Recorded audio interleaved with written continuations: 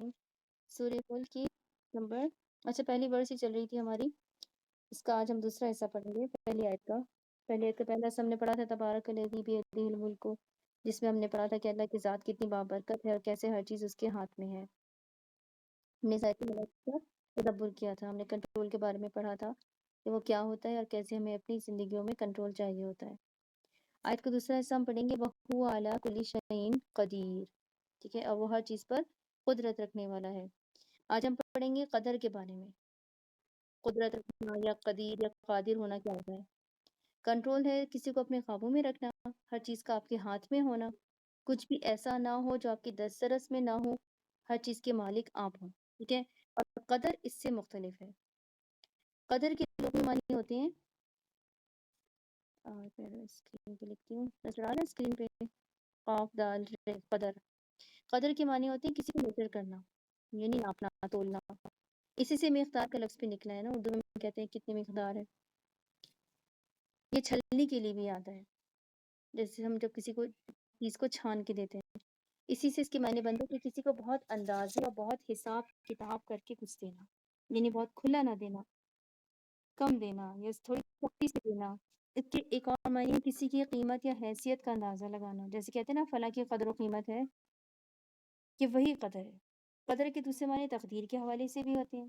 قدر کہتے ہیں طاقت کو، قوت کو، قسمت کا تعین کرنے کی طاقت کو بھی، کسی کے بارے میں فیصلہ جاری کر دینے کی طاقت بھی، اور یہ تباہی کو بھی کہتے ہیں۔ قدرہ جب فعل میں آتا ہے، قدرہ فعل اس وقت ہوتا ہے نا ان کے اوپر اعراب لگے ہوتے ہیں، تو قدرہ کے دوسرے معنی تقدیر کے حوالے سے ہے۔ قدرہ کہتے ہیں جب فعل کے طور پہ آتا ہے تو اس کے معنی ہوتے ہیں کچھ کرنے کی طاقت رکھنا، کسی پہ غلبہ پا لینا، کسی کو ہرا دینا، جیسے کسی کا تعاقب کرتے کرتے آپ اس تک جا پہنچے، ایسی طاقت۔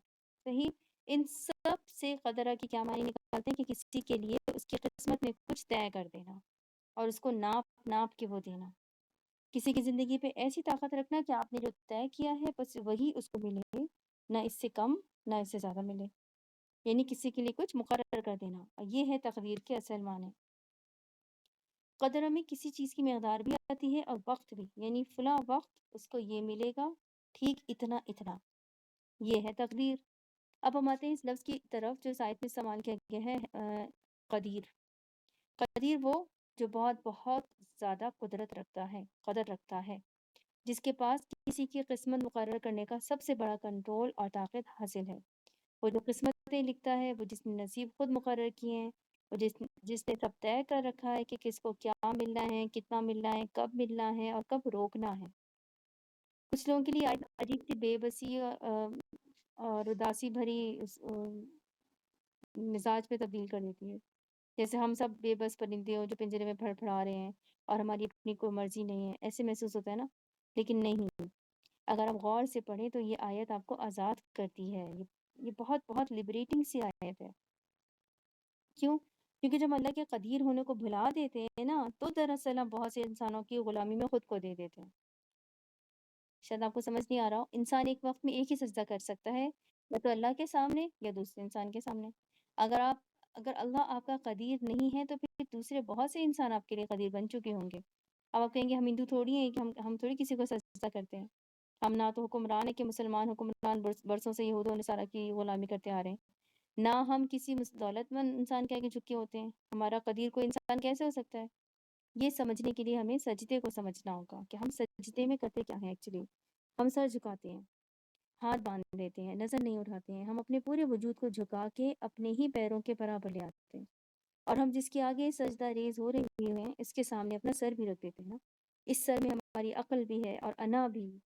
سجدہ کرتے وقت ہمارے ہاتھ، ہمارا دل، سب کچھ ہمارے سر کے برابر ہوتا ہے، یہاں تک کہ ہم اپنا چہرہ جس کو ہم بہت زیادہ معزز سمجھتے ہیں اور جس کو اتنا سجاتے ہیں، وہ بھی ہم کیا کرتے ہیں؟ زمین پہ رکھتے ہیں۔ جب ہم کسی کے سامنے جھکتے ہیں تو ہم اپنی زبان بند کر دیتے ہیں نا، ہم اس کو وہ نہیں کہتے جو کہ ہمارے دل میں ہے، ہم کہنے سے ڈر رہے ہوتے ہیں، ہم اس کی چپ چاپ مان لیتے ہیں، ہم اپنی عقل کو بھی جھکا دیتے ہیں، اپنی ساری سمجھ بوجھ جس کے سامنے رکھ دیتے ہیں۔ لوگ ہمیں کہتے ہیں فلاں شخص ہمارے لیے صحیح نہیں ہے، وہ تمہیں دھوکہ دے رہا ہے، لیکن اس شخص نے ہمارے اوپر اتنا کنٹرول حاصل کر لیا ہوتا ہے کہ ہم اپنی ذات کا غرور یعنی کہ اپنا سر اس کے قدموں میں بچھا دیتے ہیں، ہمارے ہاتھ بھی سجدہ ریز ہوتے ہیں. ہاتھ عمل کی نشانی ہے. ہم اس شخص میں برائی دیکھنے کے باوجود نہ زبان کھولتے ہیں نہ ہاتھ سے اس کو منع کرتے ہیں، کیونکہ ہم اسے ڈرتے ہیں نا، یا ہم اسے محبت بہت کرتے ہیں. اور جب آپ کسی سے محبت کرتے ہیں تو آپ کو لگتا ہے کہ وہ شخص اگر آپ سے چھن گیا تو آپ بہت ناخوش اور اداس ہو جائیں گے. وہ شخص آپ کی خوشیوں کا دروازہ ہے، اس لیے اس کو ناراض نہیں کرنا، کیونکہ اس کے پاس طاقت ہے آپ کی زندگی کو خوبصورت بنانے کی. آپ کو بتوں کے آگے جھکنے کی ضرورت نہیں ہے، آپ کو امریکی سامراج کے آگے جھکنے کی بھی ضرورت نہیں ہے. یہ جو میں نے جو اپنی زندگی میں نے اور آپ نے مختلف انسانوں کو قدیر بنا رکھا ہے اور ہم سمجھتے ہیں کہ یہ ہمیں خوشی دینے پر قادر ہیں یا یہ ہمیں کوئی فائنینشلی فائدہ دیں گے یا ان کے ذریعے ہم ترقی کریں گے، تو یہ سب بھی ہمارے جھوٹے قدیر ہیں. ہمیں ہر رات سورہ ملک اس لیے پڑھنی ہے کیونکہ یہ سورت ہمیں آزاد کرتی ہے. یہ آیت ہمیں آزاد کرتی ہے، ہمارے بہت سے قدیروں کو توڑتی ہے، یہ بہت سے بتوں کو گراتی ہے اور یہ آپ کو پکڑ کے سجدے کی پوزیشن سے اٹھا کے آپ کے پیروں پہ کھڑا کرتی ہے اور آپ کو یہ سمجھاتی ہے کہ یہ چوکھٹ جس کے سامنے تم جھک کے اپنی خوشی کا انتظار کر رہے ہو، یہ کسی قدیر کی چوکھٹ نہیں ہے. یہ شخص نہ تمہیں خوشی دے گا نہ کامیابی دے گا. ایسے بہت سے ملیں گے تمہیں، ان سے بات کرنی تھی، ان سے معاملہ کرنا تھا، بھاؤ تاؤ کرنا تھا، جہاں ان کی بات پسند نہ آئے وہاں ان کو ٹوکنا تھا اور آگے بڑھ جانا تھا. یہ آیت آپ کو بتاتی ہے کہ اصل چوکھٹ کون سی ہے. اصل چوکھٹ کس کی ہے؟ وہی سجدہ جو آپ کو 1000 سجدوں سے نجات دے گا، وہ ہے اس اصل قدیر کے آگے جھکنا. سورہ ملک میں ہم پہلی آیت میں جانتے ہیں کہ وہ ایک اللہ ہی ہے جس کے ہاتھ میں ساری دنیا اور دنیا کے سارے انسانوں کا کنٹرول ہے، اور اسی کے پاس ہے قدر. اور قدر کیا ہے؟ قدر میں ہر وہ چیز آتی ہے جس کے لیے آپ پریشان ہوتی ہیں. آپ کی قدر لکھی ہوئی ہے، آپ کی تقدیر لکھی ہوئی ہے، اور یہ بدل بھی سکتی ہے اگر آپ اس کے لیے دعا کریں اور اگر آپ درست چوکھٹ پہ جھکیں. اس کا کنٹرول اور اس کا طاقت صرف اللہ کے پاس ہے. اللہ تعالیٰ قدیر ہے، وہ آپ کی زندگی کا مالک ہے، اور اس بات کو غور سے سنیں. اس کو کوئی نہیں بتا سکتا کہ آپ کی زندگی میں اس نے کیا کرنا ہے، کیسے فیصلے کرنے ہیں، آپ کو کب رزق دینا ہے، کب روکنا ہے، کب آپ کو تنگ دست کرنا ہے، کب آپ کو اتنا زیادہ دینا ہے کہ آپ حیران رہ جائیں. یہ اس کی مرضی ہے.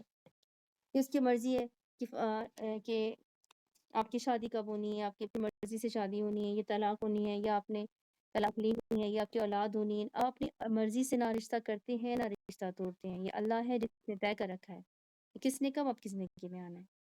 یہ اللہ ہے جس نے یہ فیصلہ کرنا ہے کہ آپ کو بیٹا دے گا یا بیٹی دے گا یا دونوں دے گا، یا پھر اگر اس کی مرضی نہ ہوئی تو وہ آپ کو دونوں نہیں دے گا. یہ اس کی تقسیم ہے. یہ وہ طے کرتا ہے کہ آپ کو سب کچھ دے کر کسی ایک چیز سے محروم رکھے گا، یہ اس کی مرضی کی کوئی ایک چیز دے کر سب سے محروم رکھے. آپ کامیاب کب ہوں گی، کتنا رزق ملے گا، باہر کے ملک کا سفر کریں گی یا کسی اور ملک کا سفر کریں گی، یہ سب اللہ تعالیٰ نے آپ کے لیے پہلے سے طے کر رکھا ہے. تو آپ کی زندگی کا مالک ہے، وہی قدیر ہے، وہی فیصلے لیتا ہے. آپ کی زندگی اس کے حکم پہ چل رہی ہے، سب کچھ اس کی مرضی سے ہوتا ہے. جب آپ یہ سوچیں کہ اکیلے میں پریشان ہو رہی ہوں، وہ سب تو پہلے سے لکھی گئی ہیں، تو یہ سوچ ہمیں آزاد کر دیتی ہے. اللہ تعالیٰ نہیں چاہتا کہ آپ ان خواہشات کے پیچھے الجھ کے خود کو اتنا مصروف کر لیں کہ اپنی زندگی کا اصل مقصد بھول جائیں. اصل مقصد اس کی اگلی آیت میں ہی ہم پڑھیں گے انشاءاللہ، لیکن ابھی آپ نے یہ سمجھنا ہے کہ ہر انسان اور اس کی قسمت اللہ کے ہاتھ میں ہے. آپ کی بھی، میری بھی، ہمارے پیاروں کی بھی. ہم اس تقدیر کو بدلنے کے لیے دعا کر سکتے ہیں. یہ بھی لکھا ہوتا ہے کہ جب کوئی اتنی دعا کرے گا تو اس کی قسمت بدل بھی سکتی ہے. ان معاملات میں بہت نہیں سوچنا چاہیے کیونکہ یہ ہمیں کنفیوز کرتے ہیں. قدر کے بارے میں بہت سوال جواب کرنے سے منع بھی فرمائے گیا ہمیں حدیث میں. بس یہ جان لیں کہ ہمیں جو ملنا ہے نا وہ مل کے رہے گا، اور جو نہیں ملنا ہے وہ نہیں ملے گا. اور یہ کہ دعا آپ کا سب سے بڑا ہتھیار ہے. آپ نے ہر چیز اللہ تعالیٰ پہ چھوڑتے ہوئے دعا بھی مانگنی ہے. آپ کو جو بھی چاہیے وہ انسانوں سے نہیں ملے گا. انسان قدیر نہیں ہے، خود اپنی قدر کے محتاج ہے. آپ کو سارے خزانے اللہ سے ملیں گے. اور اللہ سے مانگتے وقت شرائط نہیں رکھا کریں کہ مجھے ایسا لائف پارٹنر چاہیے جو ہینڈسم بھی ہو، کماتا بھی ہو، فلاں فلاں جیسا ہو. نہیں، اللہ سے مانگتے وقت اس کے خزانوں میں سے مانگا کریں کہ اللہ پاک کے پاس ہر خزانے ہیں نا، ہر چیز کے، مال، اولاد، لائف پارٹنر کے. لائف پارٹنر مل گیا تو اس کی اچھائی کے، اس کی خوبیوں کے، اس کو بدل دینے کے، اس کے دل کو بدل دینے کے. اللہ کے پاس اس دنیا میں ارب انسان موجود ہیں. آپ اس سے اس کے خزانوں میں سے مانگیں تاکہ وہ بہترین سے بہترین دے کے آپ کو نوازے. اس کو شرائط نہ بتائیں کیونکہ وہ جانتا ہے اور آپ نہیں جانتے. ہمیں بس ہم کچھ اس طرح کی چیزیں اپنے لیے مانگ لیتے ہیں جو ہمیں لگ رہا ہوتا ہے کہ یہ ہمیں مل جائیں گے تو ہمارے لیے بہت اچھے ہوں گے، لیکن وہ ہمارے لیے بہت زیادہ تکلیف دہ ثابت ہوتی ہیں اور ہمیں نہیں پتا ہوتا نا کہ ہمارے لیے کیا اچھا ہے. جب آپ کو یہ یقین ہو جائے کہ اللہ ہی میرا مالک ہے، اسی کے ہاتھ میں میری زندگی اور میری تقدیر ہے، تو آپ آزاد ہو جاتے ہیں. اور پھر آپ فوکس کرتے ہیں اس چیز کی طرف جو آپ کا دنیا میں آنے کا مقصد ہے. اور وہ کیا ہے، ہم یہ دوسری آیتیں پڑھتے ہیں.